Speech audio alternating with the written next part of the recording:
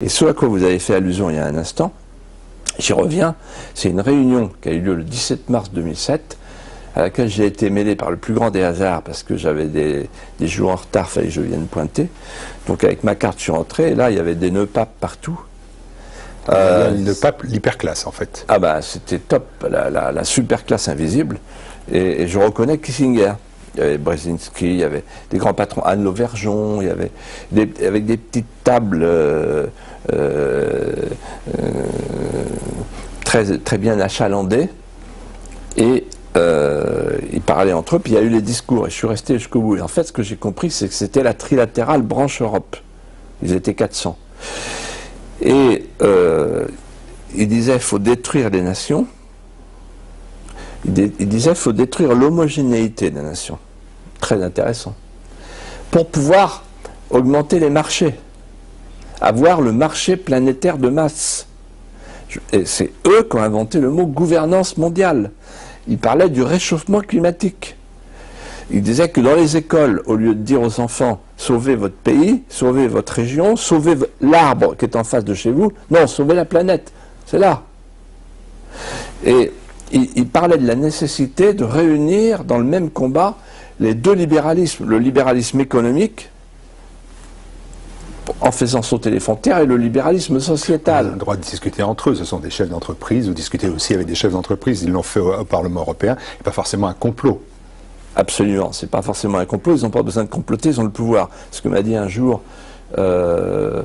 François Fillon, je lui ai dit, mais pourquoi tu vas au groupe Bilderberg? Parce qu'il est rentré, il a été agréé par le groupe Bilderberg, de même que son ami Alain Juppé l'année d'après.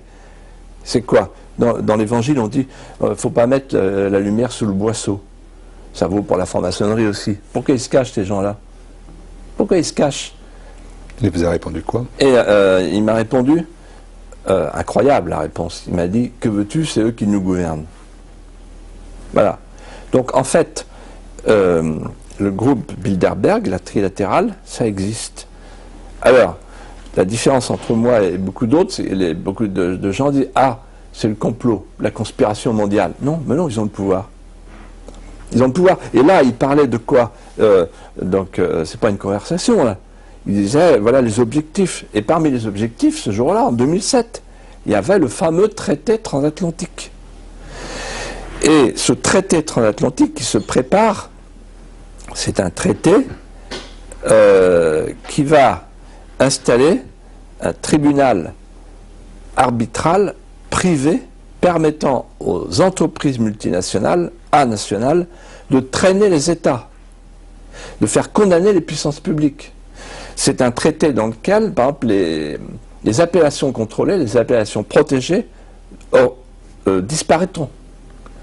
Et on nous imposera le poulet, le djabel, etc. Donc en fait, c'est un traité qui va faire découvrir ce qu'est le fameux rêve européen. Le rêve européen n'était pas de construire une nation nouvelle à la place des nations défuntes à Maastricht. Le rêve européen, c'était de livrer un espace sans nation, sans gouvernement, sans démocratie, sans limite territoriale, de le livrer au marché planétaire de masse sous clé américaine. Et quand on disait ça, nous les conscrits de Maastricht, des gens comme Séguin, Pasqua, Chevènement et Le Pen, on nous disait, vous êtes des menteurs, vous exagérez. En fait, on était en dessous de la réalité. En deçà.